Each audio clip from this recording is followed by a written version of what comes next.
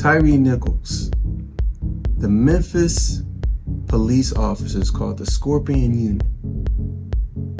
What the hell was their motivation? We're going to talk about that today. Also, we're going to talk about the Grammys. Do you feel like me? This is the first time I watched it in a long time. But there's some things I enjoyed, but it's also things that I hate. We're going to talk about it. Also, the Super Bowl. Gotta talk about the Super Bowl. Arizona says, the officials say to the Philadelphia fans, don't climb the poles.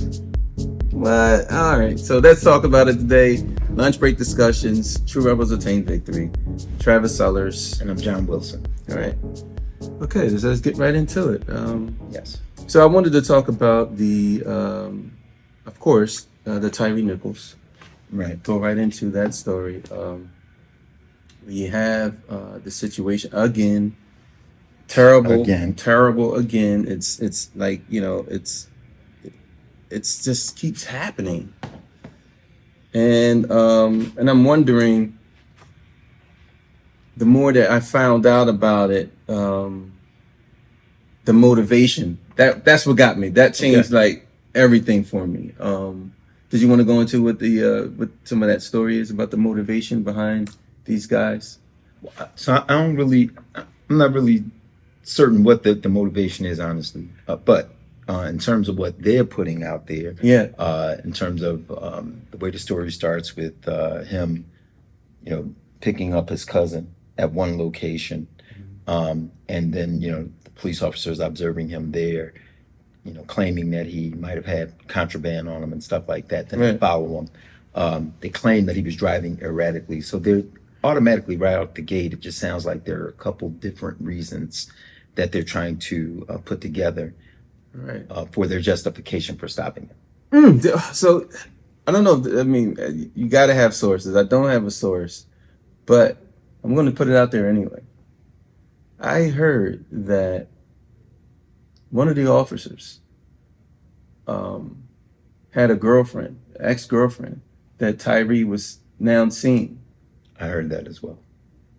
And this was the motivation. The pure motivation is to harass this kid, right? Because he's now seeing his and I can literally see that happening. Overusing your power because you're the Scorpion Unit. We're out here, and doing our thing anyway, without any I guess you would say, you don't have any real rules because you're the Scorpion Unit. Sure.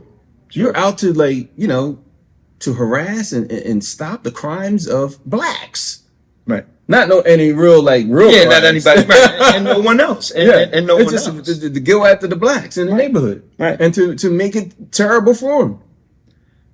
So I think that, like you said, you could see that happening. I think that it's important that it is noted that you could certainly see that happen. Like you said, it's an abuse of power, right? Yeah. And you can see where, as I mentioned earlier, that the stories continue to kind of change shift a little, right? Mm-hmm. So parts of it is you hear, well, he was there to pick up his nephew. They observed something. They stopped him. Another one is, he was driving erratically. Another one was the first thing that they're putting out. So there's several different things. There are a couple different things where there's. I'm going with the other story. Well, no, and that's because they're changing their stories up. Yeah. And so as you were alluding to, it must have been that is the raw and the real motivation for it, right? Because they couldn't come up with anything else, right? So you can't come up with, he's messing with my girlfriend, right? You can't come up with that. So you got to come up with he's driving erratically, which is a very subjective term in the first place. Right. Like, what does driving erratically mean? I don't think there's anything on the books that says that, against that. Now, if he's drunk, that's one thing, but he wasn't. But why would a plainclothes unit not have any clear directive or clear strategic movement on why you're putting someone to stop? Because it was about his girlfriend. It wasn't about that. Exactly. That's what I believe. Right. And that's what I totally believe. It's because probably it was about more about that personally than anything else. And also, to your point, that a unit like that operates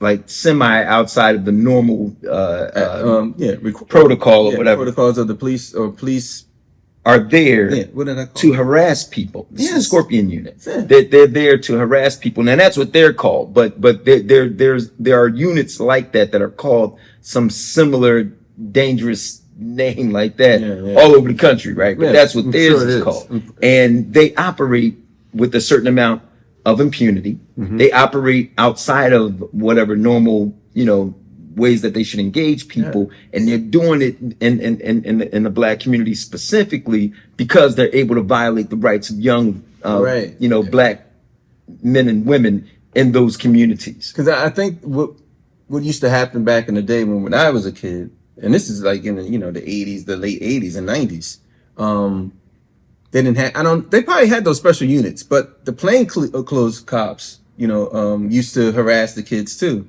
like if you always ran, this is what police do. I already know this. This is not something that I had to read about. I know this for sure. If you ran, best believe those police officers are going to catch you. If they court you, they're going to beat you.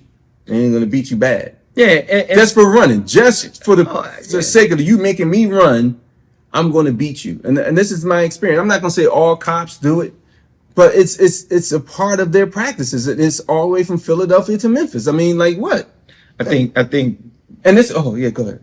No, go ahead, bro. No, because this is the reason why I'm saying that in our private conversation that I said that this is the reason why I don't believe that African Americans moving into this policing or this what would we call it? This I don't even know what it is. It's policing blacks. Is good for any time. It's not. It's just a system, right? It's the system that's whatever they're teaching these cops, whatever they're teaching these police officers all across the country.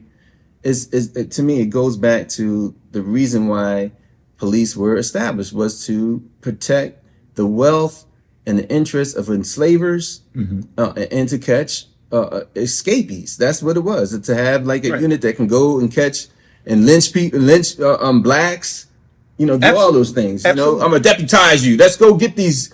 You know what I'm saying? I agree. I agree with that. I also, and we've had, like you said, we always have these debates, back and forth. That's why we had, lunchtime discussions. But we have these debates back and forth about policing and how necessary they are, how viable they might be, whether or not they work or not. Obviously, unfortunately, in our communities, they certainly don't.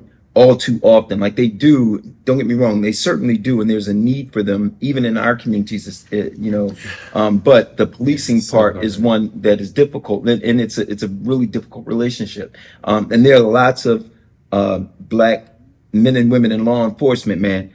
Every day, lay it on the line. There's lots of other types of cultures and ethnic groups that do the same thing. Unfortunately, there's a certain way that you are able to engage Black people that you don't engage other people with. And that is well known all across the country, regardless of whatever the situation is. And it's particularly egregious that it happens to be young Black men who they themselves, on any given day, on that day that they were policing, could have been pulled over and killed and beat the exact same way.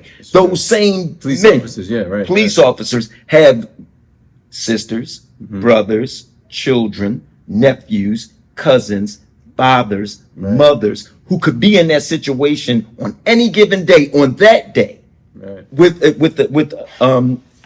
band of police officers, whether white or Black. Most recently, it's mostly been white, but would have been in that situation and have been beaten or killed. And that's what makes it egregious, because you look at it and you say, well, damn, how insensitive are you to it when you're doing the exact same thing that you know that can befall you or other members in your family. It is so bad, man. I am so incensed and angry about their response to that. And the thing is too, that another addition to that, just what you said, the same practices, the beating and things like that. I mean, I just want to just put it out there for just for us to think about. They're Greek. They're part of the Greek organization, the Black Greek organization. Yes, which are notorious for what? Hazing. Hazing. beating other men. Yeah. I didn't even getting them in line to your. It's like it's beating them to get in line, right? To be a part of the brotherhood. Yeah, yeah. This is. I mean, I'm not saying those guys actually did it, but I'm just saying. I mean, this is according to just the historical. Well, not only did, but you mean that those guys didn't? You mean those guys didn't hate people? Are you saying? I'm pretty sure that they did. Yeah, I was about. They would have had to. So number one, they would have had to, and they would have had to submit it to it as well. But I should say that it bears mentioning that that the Black Greek organizations absolutely came out against that behavior by the police officers. Number one, number two, they were all. I'm not sure of the word that they use, but they all were suspended or taken out of the membership. Okay, that's good. They were all banished from their membership by the president of Omega Psi Phi, and it was specifically Omega Psi Phi. Which I mean, you look at the Qs and you think, damn man, like man, y'all couldn't know better than that. You couldn't have checked your mans. I thought y'all was supposed to be, this is a Black Greek organization. Certainly put in place for the upliftment of the community, to be leaders in the community. You look at the Qs, you're supposed to be like the leaders in the community, and I know that many of them are. So that's the reason why I say it bears mentioning that there was some action taken against these men. But I think it's a gut punch moment, and a moment where I think some of these organizations have to check themselves and begin to start doing the process of looking at themselves and saying, hey man, where are we going wrong? Where we begin to look at each other either as the enemy or so marginalized that we too can be a part of either murdering, killing, or shaming and beating our people. And that's why I'm saying the motivation of it. I mean, maybe it doesn't matter, but I did see the video. It does matter. No, I'm saying the motivation, like if it was because of the girlfriend, it doesn't matter, or because it was, he thought he had a gun. But none of the activities warranted this aggressive behavior. Now, I did observe where Nichols he wasn't like totally compliant. It wasn't like he's like, okay. Right. I'm just gonna lay down. But at one point he was like, I'm laying down. Like, all right, I'm down on the ground. Right. Like, I mean, what else do you want me to do now? Like, you know what I'm saying? I'm down on the ground. But it's like, I don't think people, I guess they're not used to that. People talking to them and it's like made them more angry when he's on the ground. It made them more angry. And then to the point, it was all just, to me, it just seemed like over aggression. It seemed like anger to the point where you're not professional anymore. It just looked like they lost control of the situation where they pepper spray on each other, on the other person. Like you're trying to pepper spray and then you spray the other guy. Yeah, they crossing each other. So and that is angry. But you know what? And that is angry, right? They like, even that technique is something that ideally you would have learned in the academy, because you're going to be engaging other people and officers. And so you don't need the crossfire of each other. That would have been no different had they pulled a gun and shot at each other. Right. So that should have been part of their training. Right. And it would have been. But to your point, they were willing to forego that training because they were so angry at him not complying that they were willing to put each other in harm's way to get at him. Right. And that's the other part, right? So there are people who do not comply with the police. Not complying with the police happens. Yeah, right. And it's your job as a professional to learn how to de-escalate situations so that it doesn't become that deadly. But they didn't de-escalate it. Matter of fact, they agitated the situation where another car, because it was two cars there. Then it was another car caught up with them, held them and say, oh, we have them. And it's like, for me, I don't know about policing, but I mean, everything about it. But to me, it's like, if I'm on a scene, I have the pepper spray in my eyes and all that stuff, and I'm the one who did that to you, really, it's no need for me to go to the next scene because you already have officers on the scene. Like, that goes to your motivation. Exactly. That goes to your motivation. So they held them there for the purpose to exact punishment, to exact revenge on this young man because of what he did. Right. Not like taking. I mean, they could have took him in. They of course they could have taken him in. So it was like everything that they were doing was not professional. It was all aggression. It looked like gang activity, basically. It looked like gang activity to me. Right. And it wasn't done well. It was not done well at all. And you know, yeah, I know they say, oh man, it was quick to fire these guys. These guys put everyone at risk to the levels of like people were saying that it was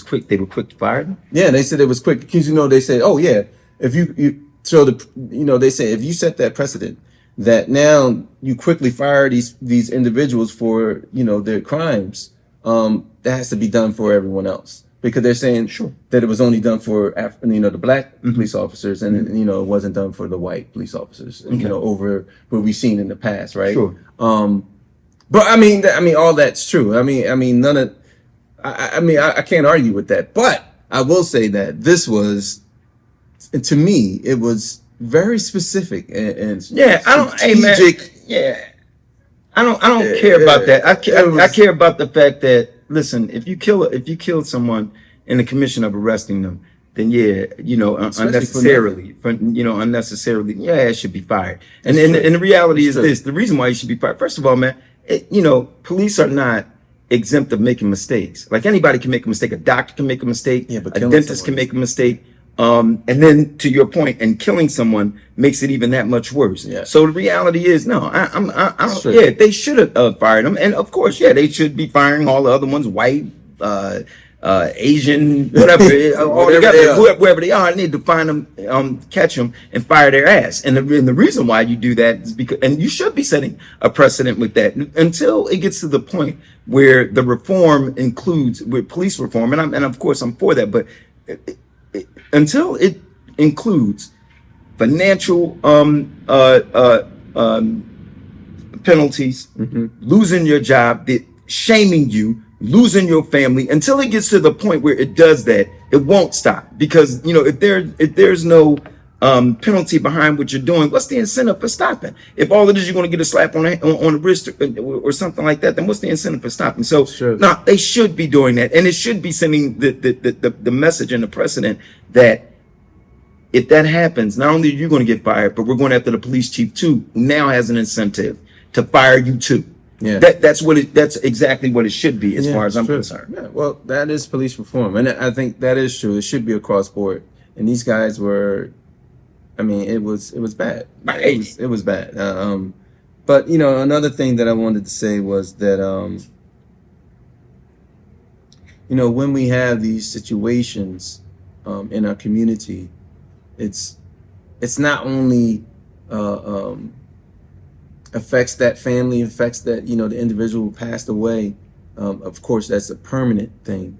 But it affects everyone else. It provides like the secondary trauma that you have with police officers, and it's like, how are we supposed to have like these good relationships just because we know one or two guys? But you always are nervous when you get pulled over. Now, well, if you get pulled over, you're going to be nervous. So I'm a little older than you, obviously. Yeah, and I can say this, that we've always been nervous.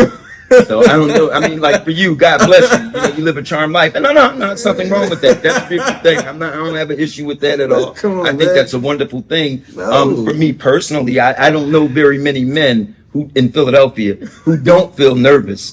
Black men specifically, well, I'm talking about who are behind, like, you know what I'm saying. So for me personally, right. So for example, like, I'm driving in my car. Right. I've got my registration, the licenses, all up to date, and insurance cards and all of that. Financial responsibility is up to date. I am absolutely nervous when a car is behind me, and if the sirens, I mean, if the lights happen to go off, I'm petrified. So I'm already scared when they're behind me. I'm already registered. I'm cool when they're behind me, because one thing we all know, those of us who, you know, where this is not new.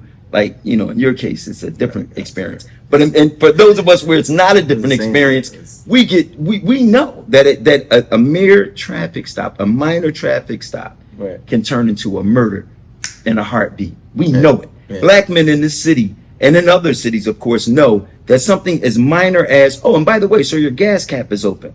By the way, Would you mind closing it? Yeah. By the way, why don't you break out some ID while we're here? You just told me that my gas cap was broke. What that got to do with the breaking out ID? What about the people who say the pro police officers? What the argument is? All right, so if the gas cap is broke, right? And they tell you, okay, it's broken, and then they say, hey, can you break out some ID? Right. What's the problem? Right. So I don't have a problem with that. My question is, what's the problem? You got a broken gas cap. You asked me to get that fixed, or you asked me to close it, and I did. Why is it necessary for you to for me to have give me your ID, bro? No problem. There's your ID. All right. See, that was easy enough. Well, I mean, part of it is that I mean, part of it is I think that's what happens. I think all too often what happens is people assume that men are not compliant. People are assuming that because they're taking the narrative of the police officers who beat them. You got to remember, in a situation where you got a police officer that's beating somebody or kills them, that's the last man standing. He gets to tell the story. That's the one who dies doesn't. Yeah. So a lot of times they're looking at it, and because the narrative in this nation is so centered towards or so locked in on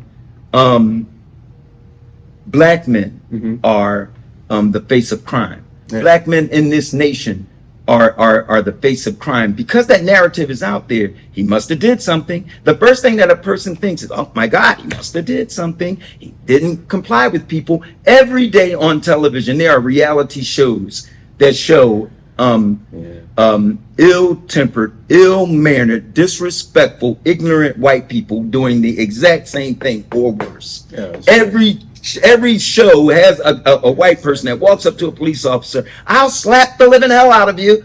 I don't have to comply with that. I've got rights. And they run around, and the cop is what? Absolutely compliant, absolutely patient. I'm saying this. Will you please get back in your vehicle? Yeah. Will you please holster your weapon? Will you please? Your weapon is on the chair right there. Is it loaded? Will you please allow me to do a search? Can I do a search? Well, if I can't, call your sergeant. Okay, I'll call my sergeant. Just relax right here. Every single time. It's not like that they don't know how to de-escalate.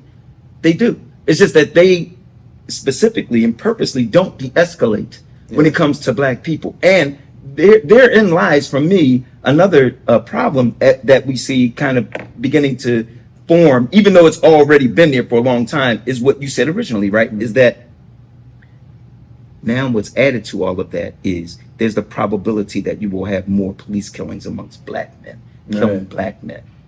When you didn't see that as often, obviously there are those who have for whatever their reasons are. But now you have a situation where it is becoming, they're even hunting us. Now, even our own police officers that live in our communities, that are in our families, are hunting us as well. We already know that they're hunting us, that there's an element out there in law enforcement that is hunting black men. And now we add to that, black men are hunting each other. Again, the same black men that on any given day, on that day, if he was in his vehicle, he could be stopped, could be shot and killed.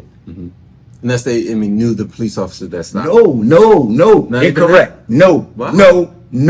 They do not do that. They will shoot his ass. There are plenty of evidence. There's plenty of evidence of other black cops being killed by white cops. There are lots of evidence of that, and that goes back to, again, like stuff like World War I and II. We don't like to see you in a bed. We don't like to see you in a uniform. Right. Yeah, it does not matter whether or not you're a sergeant and I'm not a sergeant or something like that. I don't care if I'm not. It does not matter. It just matters that you are in that uniform, and you don't. And I deem that you don't deserve to be in it. Therefore, I am taking the action of correcting what some white bureaucrat didn't do. I'm going to shoot your white ass, or the black ass, for being in that uniform. So this is the reason why I go back and say that, if we don't have the knowledge, if we're not reading 1619 Project, I have to put that out there.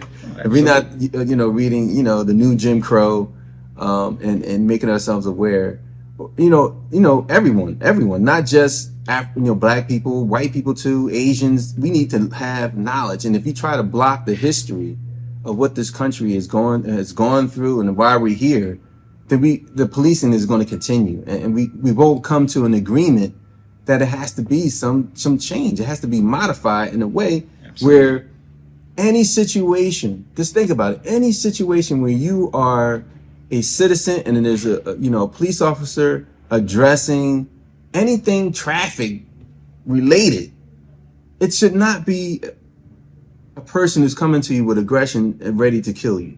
Because the only thing you have is a traffic situation. Even if the person doesn't get in trouble, you can, police are, okay, I'll just take your, I'm going to give you a ticket, whatever. You don't have to kill a person. Even if they have a gun, you don't have to kill a person because they have a gun. First of all, guns are legal. You have a Second Amendment right to own them, as many as you want. Right. And as long as you've got your license or whatever, fine. And another Philando Castile, same thing. He had his. He told him he had it. Yes, I have it. I will, whatever. He gave it to them. Took it off his hip. And the police officer murdered him anyway, right in front of his girlfriend while she was live streaming it on, I think, Facebook. Yeah, one of those, like Facebook Live or something like that.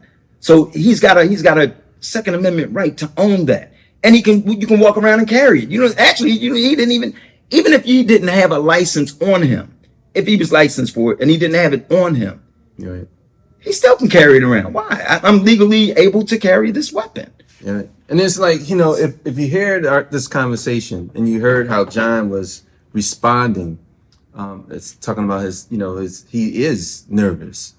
That's more evidence than anyone else needs to know that this is not a problem that we're just creating, or not at all. It's just this, not at all. This phenomenon between blacks, and they're having this problem with authority figures. It's not that. It's unfair treatment. It's injustice that continues, and we really do have to address it in a way that's healthy. It's a way that's healthy, and it has to be both parties, Agreed. White and black people. Agreed. Because absolutely, when I the 35th district near my house, I see nothing but white men going in there. So it has to be addressed. But thank you for that, and I apologize for being so excited. It's the way it is. But people need to see that, and and I don't need to apologize for my wrong. You being nervous, right? Or being nervous, or traumatized, being traumatized, and just for the sake of our audience, just want to give the proper respect to them. But I tell you, man, I am absolutely angry about what's going on, and that's just the way I feel. Well, I wanted to do this first before we move on to the next segment, right? I wanted to talk about Black History Month because it's still Black History Month, right? February, right? February the 9th. I wanted to tell you guys, why that there is a Black History Month? No, why? My man, Carter G. Woodson, this is my favorite author, by the way. He created the Black, what is it called? It wasn't Black History. It was Black History Week. It was a Negro History Week, right? Where he highlighted business owners at the time. Mm-hmm. He was trying to promote more business, because he was a business minded type of person. Right. So he was trying to highlight the businesses so people can go to businesses. And this is one of his This is back in 1916 that he was doing this, man. And he had a radio show. So it's almost doing the same thing we're doing. It's interesting. Absolutely. So, our long history of this, and I want people to recognize, if you're going to do anything, at least recognize Carter G. Woodson for doing this. It's not like this fake thing that people just created. This is something done with purpose and strategy to create businesses amongst us. Have been doing this since 1916. So, hey, man, this is something that we should continue, and we should value it, and we should embrace it. And sometimes we let it go, and we don't do enough with it. Absolutely. And I think that we should. And I just wanted to put that out there. And for this day, this is the only thing that I thought was cool for me. On February the 9th, 1971, and people out there who know why I'm saying 1971, Leroy was his first name. Satchel Paige, a great Negro League baseball player. He was a pitcher. Yep.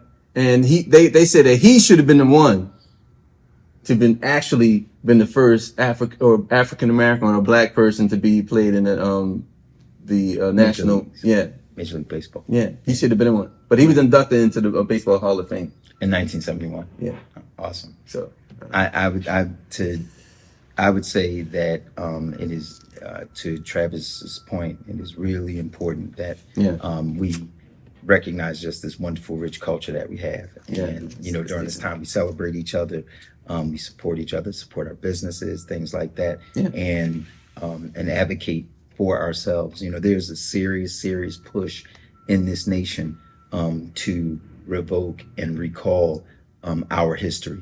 There's a serious push in this nation. They put it under the guise of lots of different things. Like they'll say things like words like CRT and critical race theory. Taking away history, and it should not be taught that way. It should be taught this way. Right. And that is such a disrespectful thing to think for anybody to say that, I know your history well enough that I'm going to tell it my way. Right. And I don't care how you think about that. Take a seat, or take several seats. Okay. And let me handle this. and let me handle this. There's something really wrong with that thinking. It really is. But that is going on right now. Right? It's true. Right now in your schools, in our schools, there's a big push for a lot of the conservative movements to begin to start filling seats within the school districts. Right. They're doing that, and parent organizations, because they themselves have said, listen. They're thinking strategically, right? They're thinking very strategically, and we are going to do what we can to stop the spread of your culture and true culture, and I mean your true culture and history, and American history in general. We're going to stop that, and we don't want it taught. We won't want our children to know anything about it. Right. We want our children to look at it as a non-factor in their educational experience, and that is the very definition of censorship and taking away educational freedom. Man, so this is a great segue that you're saying that. Just the whole thing of you're saying taking away, restricting, or just creating a different narrative and stopping the narrative from developing.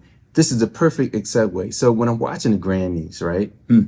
I don't usually watch it. I haven't watched it in years, but my wife wanted to watch it, so I was like, all right, whatever, I'll do it. I won't, because we watching that Super Bowl, you want, we doing that, right? So I said, okay, I'll do that. So to my surprise, they did this whole 50th anniversary of hip hop music, where they went from 1970s all the way up until today. They brought in artists. Of course, they couldn't bring on everyone, but just the earlier artists.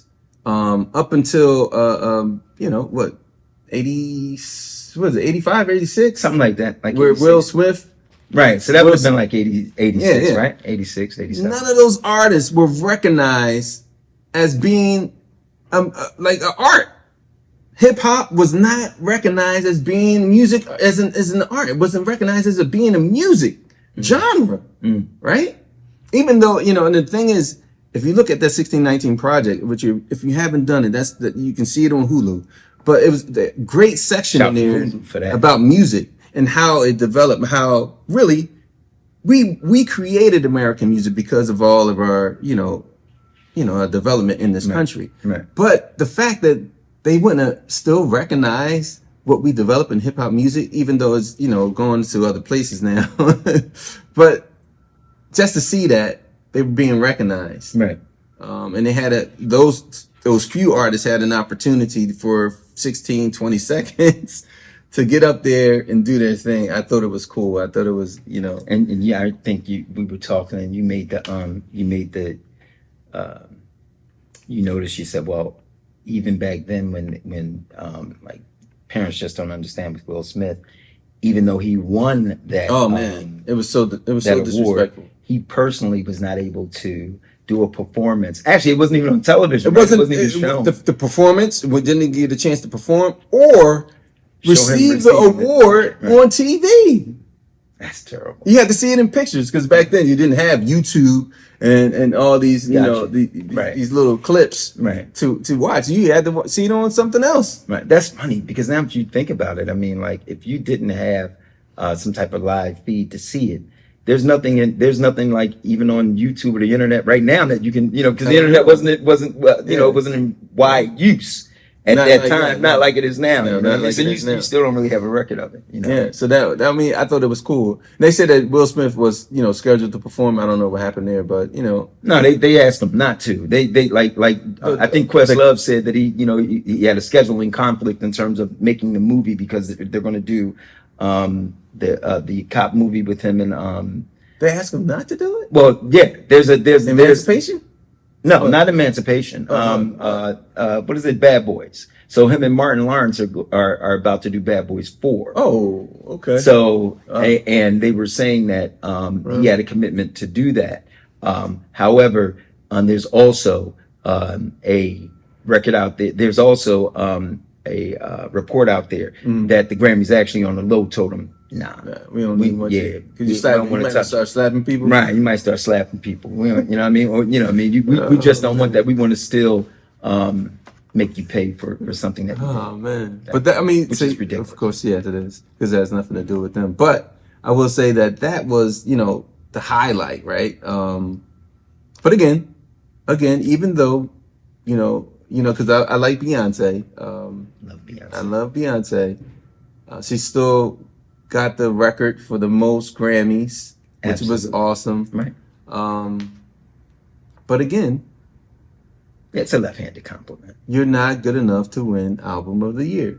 Now, I'm not saying that she should have won for this one, right? This particular project, because I really didn't listen to this one as often as I did the others. Okay. And I didn't hear the other music I've been kind of disconnected a little bit. But I just think that over the years, just like we were talking about, some of the, not getting recognized for the work that we have done. It's still for her. It's so significantly, like you said, it's a left hand compliment to give you, all these other awards. Sure. For, I won't say that they're not good awards or significant ones, but it's that the Album of the Year. Right. It's something. There's been at least a few times that she should have won it, though. Yes, I think so too. Especially for that one album, which was called trying to think, what was that called? It was the first visual album that anyone put out. But was that Lemonade? No, I think it was one before Lemonade. It was the one before Lemonade. Okay. It's the one that I've been drinking. Right. That was before that. Right. Yeah. That was a visual album, right. And it was before anybody's no one was doing that. I think that yeah, man. Even those people who were nominated for the best, they didn't do that. And we're not the only ones, I think, that look at Beyonce and say that. Obviously we're fans. I'm a fan. Right. You're a fan, a huge fan. Right. But I don't think that we're the only ones that look at that and see. There's almost always some outside excuse or reason not to do it. You know what I mean? Single Ladies, when she lost against Taylor Swift, and then even now, Cuff It, right? Everyone were doing Cuff It dances. How can that not have an influence and impact on the people who are listening to the music? You know what I'm saying? To me, it's just it's disrespectful a little bit, like you said, and that's the reason why I didn't watch the Grammys, because it's disrespectful. So I didn't watch because I tend to not watch any award shows. I think it's shameless self-promotion. But no. It's just hey man, if you participate in something and people want to give you an award for Yeah, but I don't think that's bad. No, I don't think it's bad, but I think it's all BS. I think that it belies what you're talking about. The reality is, if you want somebody to win, they're going to win. And regardless of the contributions of anybody else, if I decide that he's going to win, he's going to win. So it is bull crap. So to that, yeah. You know what I mean? And so and it's understand. shameless self-promotion. It's one of those things man, where it is. you get to push your agenda. Oh, yeah, you mean in that Well, in that way too. Yeah. I mean, like you get to push your agenda the way that you want to push it. I mean, Bonnie Raitt is a very well accomplished country western singer, very accomplished woman in what she's done. You know, and she's got lasting power, and she's still out there. But Bonnie Raitt's like what 60 something years old, almost 70. She's got to be 70 years old. I think she's 70. So right, she's 70 years old. So I'm saying, okay. I mean, all right, so give her the song right. of the year, or right. but the album. But again, that was the she didn't win. But the guy won. What's his name? Well, Harry Styles. Yeah, he won for album of the year. Do you know any of his songs on that? I don't know any of his songs, but he said something that was kind of controversial. He said, and actually, oh yeah, definitely, right? You know what I mean? So he said, I really necessarily didn't think it was controversial at first, but I get it. Like I was like, when he first, because I was watching it when he said it. Right. What he said was, "Oh, this never happens to people like me." Right. And I was like, hold on, what is he? Right. People what are you talking about? This happens to you all the time. You get stuff all the time. Yeah. You get the privilege all the time for not being great. For not being great. So, the conversation was, oh yeah, Beyonce's music caters to, a certain demographic.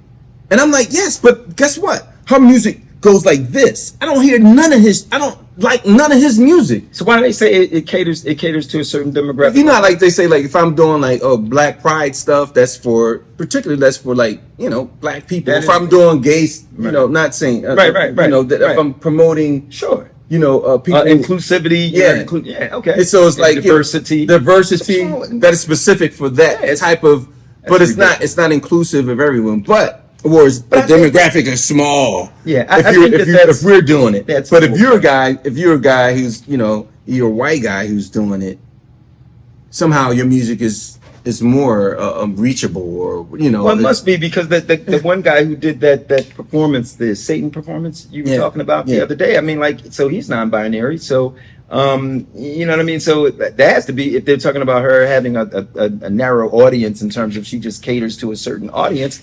I mean, that's the same thing as him kind of catering to a certain audience as well. You know what I mean? And the reality is, though, they gave him the benefit of the doubt and with that performance or whatever, and not her. To me, it's like anytime that a Black person can be in this like, I mean, think about it. If a Black person can move beyond their own culture and go into other and have the influence on other cultures, that alone is applaudable. Well, of course it is, and you got to remember, man, one thing about Beyonce.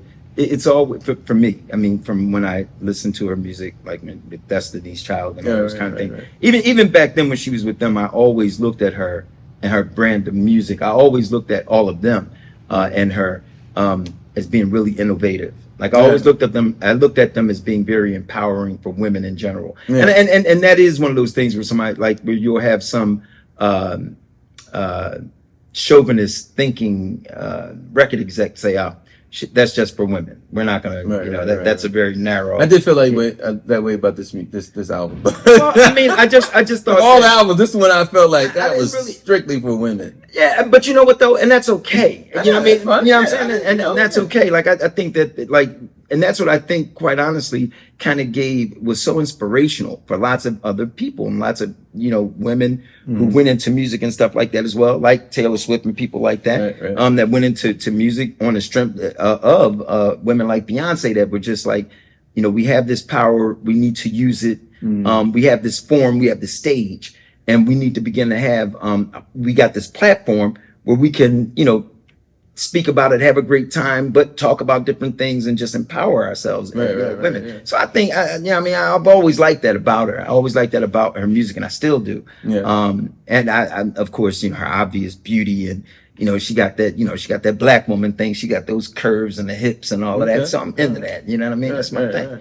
Right. But on top of that, I celebrate that with her, and I celebrate the fact that she can talk about diversity. She can talk about being a mother. She can talk about her own culture. She's doing every single thing. She's the definition of I am every woman, right? That song, I'm every woman. Yeah, she's doing that, right? She's doing the I'm every woman thing. And people can relate to that from all different. And you should be able to. I mean, in business, I'm a mother. I'm an entrepreneur. Yeah. I'm an entertainer. I'm an advocate for human rights. Yeah. So, she's being every woman. And that's cool. I mean, that's what, but you know how the Grammy. But again, they're shameless. To me, I hate award shows, all of them. I don't look at any of them. They are shameless self-promotion. I can't think of a show where we're celebrating this person and that person. You're already rich. You already got, everything else that's going. And we're going to celebrate you with this, this ridiculous statue. It's a bunch of gold crap. Yeah. And I needed to push our agenda. And that's the reason why. Like, if you look at something like, again, man, you look at the Academy Awards, man, it's ridiculous. It's disgusting. And the way that they promote themselves, their agenda, their movies, and they ignore everyone else. Right. And the Grammys did exactly that. And they often do that. They do it way more than what people think. It's just that, but with our people, we love music so much that captures us. Again, guess what? It's a black guy who's the president of the Academy. Yeah, he's a figurehead. You and I both know that he's the president in name only. He has less power than you have right now. He has less power than you have right now. He does, and he probably doesn't have. He probably don't even have the car that you have right now. He probably doesn't. Why? Because it's not about that for them. He doesn't get that much out of that. It's the bankers. It's the people. It's other people who who actually put the show on, right? The people who produce it, the people who spend money on it, the people who put out, who invest in it. They're the ones who actually do anything. He is someone that is, he's just a figurehead. So when they come in and they say, well, our agenda is this, and he says, you know what? I think it would be really nice to celebrate this, and there's, this agenda would really be nice. They all sit in the room and laugh at him and say, you know what? I'm glad you're kind of taking this thing seriously. The whole president of the Academy, I'm glad you're taking it seriously. I appreciate you doing that. But you know what? Have a seat over there. Matter of fact, take several. What's so funny about that? When he came on, to speak, he did like a video, and the first thing Nine said was, "Man, how come he didn't wear a suit?" I mean, whatever. Yeah, I mean, he looked so casual, and he didn't look like he stubble and shaved. And sometimes right now we're in that casual mode. Unfortunately, right? We're in that mode where people are like, really part of it is that they're trying to bust up and break up the stigmas of having to be conservative and straight.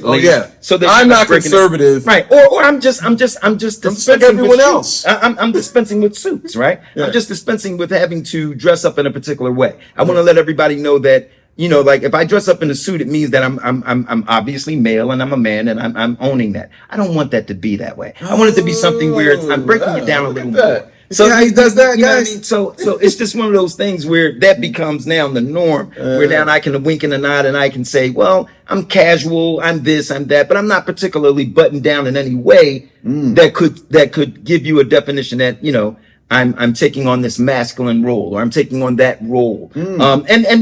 So that's kind of a part of the mix of what's going on there. It begins to be safe with people. It begins to be safe to say, it's cool to just be casual. You don't have to be dressed up, because if you dressed up, it kind of means that it could mean that I mean, now that you're saying, you're being authoritative. Now that he's an African American man, right? With toxic masculinity, into all they're trying to dim us down, like especially black guys. Sure. Oh my God! Don't let them with a suit. You look too powerful. Oh my God! Yeah, powerful. He's got the beard. He's conscious. He's got the beard. He's got the straight shirt on. Oh my God! Now, tell you what, wear a t-shirt, bro. You're cool.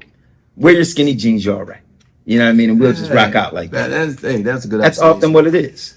Man, that's serious. But yeah, let's get into more serious matters. So this Sunday, our team, the most serious. What this is, our team, the Eagles. Eagle. I mean, I'm so excited. Like I took off on Monday. I already had my days off, and I already know I'm going to have off on whatever other day, so it don't even matter. I'm not going to take off of that because the city's going to be shut down if we win the Super Bowl. Absolutely. And I think that we are.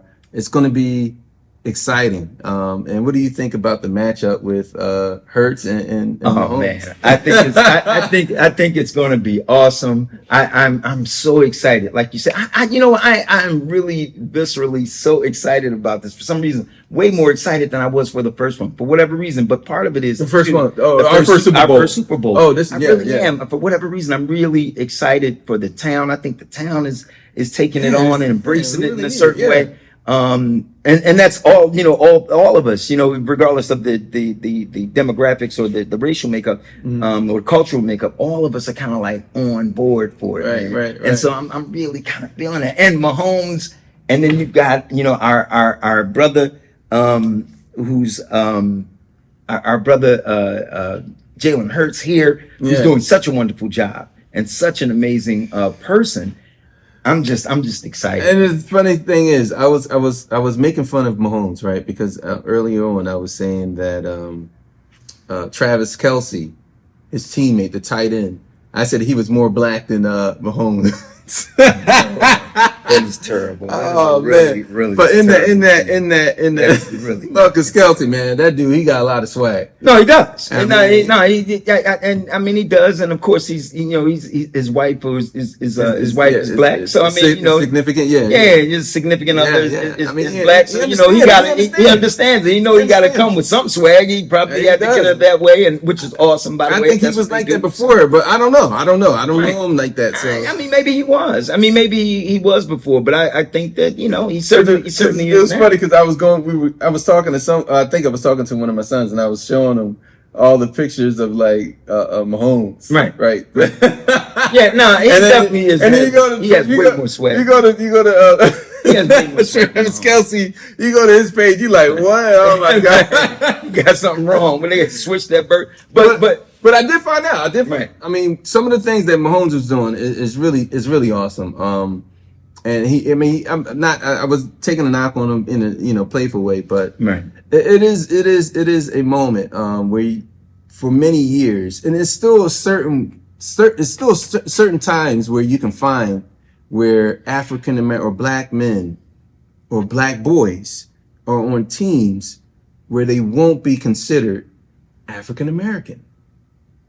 I mean, no, I'm not. They won't be considered the quarterback as an African American. Right. Like you had, the first thing you'll be playing quarterback all your life, and then you get to a white team, and they're like, oh no, you can play cornerback, or you can play linebacker. Right.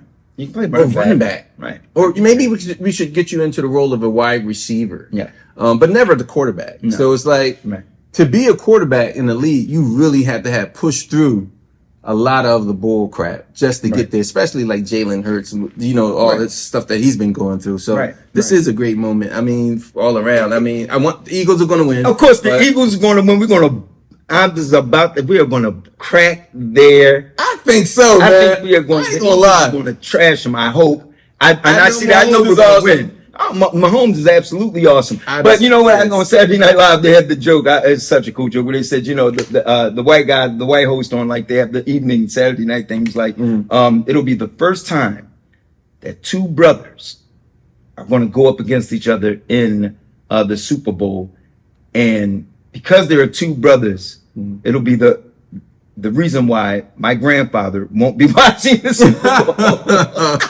That's a good one. That's a good one.